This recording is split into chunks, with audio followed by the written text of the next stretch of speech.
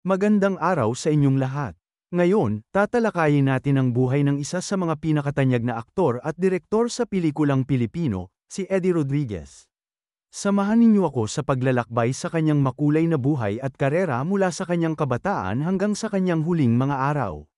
Si Eddie Rodriguez ay ipinanganak bilang Luis Clemente Enriquez noong ika-23 ng Agosto taong 1932 sa Zamboanga City, Pilipinas.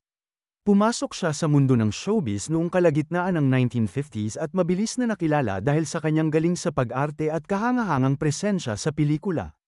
Sa kanyang karera, lumabas si Eddie Rodriguez sa higit sa 100 pelikula at naging bahagi ng mga mahahalagang obra sa industriya ng pelikula sa Pilipinas. Ilan sa kanyang mga notable na pelikula ay ang Babae, Ikaw ang Dahilan, 1972, Bukas Luluhod ang Mga Tala, 1984, at Huwag Mong Kunin ang Lahat sa Akin, 1977. Ang kanyang pagganap sa Himala, 1982, kasama si Nora Honor, ay itinuturing na isa sa kanyang pinakamagaling na pagganap. Bukod sa pagiging aktor, naging direktor din si Eddie Rodriguez at nakagawa ng maraming pelikula na nagmarka sa kasaysayan ng pelikulang Pilipino. Kabilang sa mga pelikulang ito ay ang Kapantay ay Langit, 1970, Mahalin Mo Sana Ako, 1972, at Bakit Iisa Lamang ang Puso, 1989.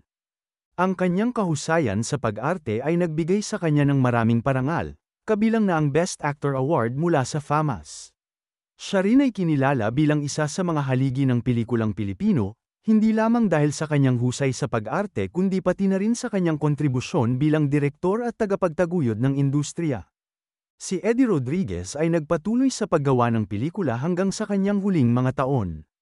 Noong ika-12 ng Oktubre taong 2001, siya ay pumanaw sa edad na 69 dahil sa komplikasyon mula sa sakit na kanser sa prostate.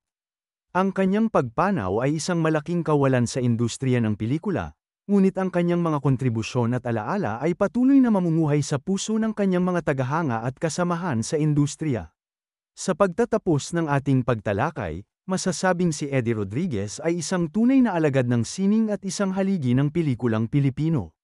Ang kanyang mga pelikula at mga gawa bilang direktor ay mananatiling inspirasyon sa mga susunod na henerasyon ng mga aktor at direktor. Salamat sa inyong pagsama sa akin sa pag-alala sa buhay ni Eddie Rodriguez.